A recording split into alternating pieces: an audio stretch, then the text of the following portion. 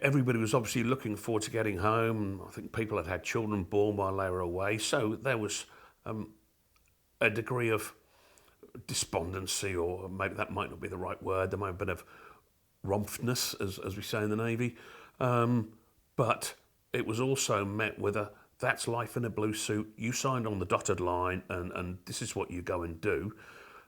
Thinking we'll go to Ascension Island and there'll be a diplomatic solution, or we might get a bit long, or there'll be some sabre rattling, or we'll, go and show the flag, and things will be sorted out as they had been since forever, because we hadn't been in a war since the Second World War, really.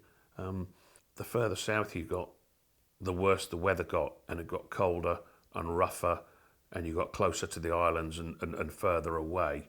And eventually, when we got down towards South Georgia in about the 20th of April, and the first guns opened fire then, that's the time I think everybody realised this is going to turn into a shooting war. When the Belgrano was torpedoed on Monday the 2nd of May, initially when it was announced over broadcast, there was a bit of a hooray, but I don't think anybody finished their hooray, because they probably only got halfway through it before we realised their fellow mariners, their fellow professional sailors, and they're going to be swimming in a very, very cold South Atlantic, a very cold, unforgiving South Atlantic, and we all knew exactly what that meant, and none of us would want to be in there. And the mood after that was very, very sombre.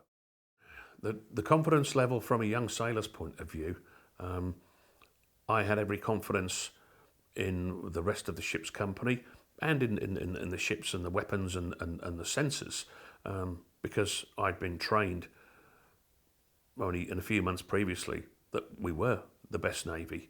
What I wasn't experienced enough to know was what were the deficiencies in the equipment that the ships had. The Type 42s had a long-range air picture radar. It was called a 965 or a 966, and it didn't give a complete blanket coverage. It had lobes, which aircraft could actually fly down those blind lobes, and it didn't go down to sea level as well, so you could come in underneath those radars. As the Argentines had two Type 42s themselves, they had practiced these air attacks against their own Type 42s to exploit the weaknesses, and they knew that the sea skimming, sea level attack could get through. We didn't know whether they could do that or not. Now, the two types of air attack we had to face were the traditional iron bomb from a traditional bomber like a Skyhawk or a Mirage, or the missile attack from the Entendard aircraft, which carried the Exocet missile. And that missile is when you fire and forget from 20, 30, 40 miles away, so you don't have to overfly the ship. We didn't know whether they could carry out those attacks or whether they could refuel in flight successfully to get the range to meet the ships. We entered the total exclusion zone on Saturday the 1st of May at 7 a.m. and I remember it because I was tracking the Vulcan bomber, Vulcan 607, which came in to drop the first bombs.